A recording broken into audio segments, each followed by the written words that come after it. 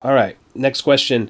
In my opinion, can a veteran spec charge in the same round he advanced? And that, I see the FAQ as saying yes, is pretty definitive. Some people are going to argue that. What matters is the packet. We have to treat every tournament packet you're going to as its own FAQ because the power of the pin is there with these tournament organizers, and it's up to them to decide.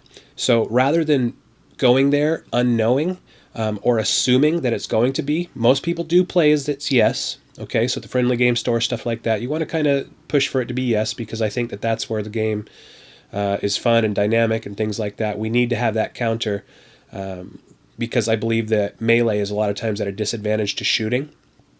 Um, just all other things being equal, there's no such thing as a auto hitting melee weapon, for example. And what's rarer, a turn one charge or a turn one kill from a ranged weapon?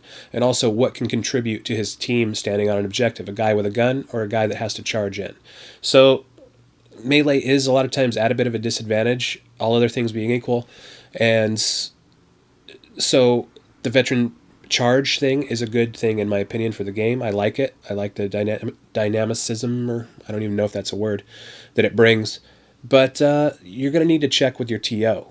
And so don't go there blind and hope that that's the way it is. Don't assume anything.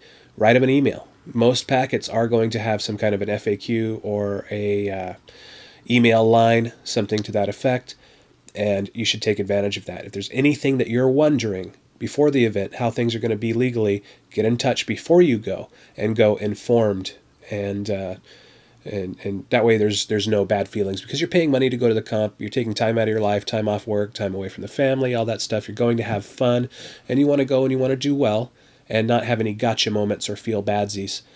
And not being able to use a key thing like that. I mean, what else is the veteran good for other than a few things like my Gene Stealer cults? Yes, that buff to leadership is an important thing in some formats, but that's pretty much what it is. A combat spec is getting that every round. A comm specialist is buffing something to hit on twos or whatever every round, whereas a veteran spec, it's make or break for 1/4 of the game in one phase. So I think that it should be considered that you can do that veteran charge.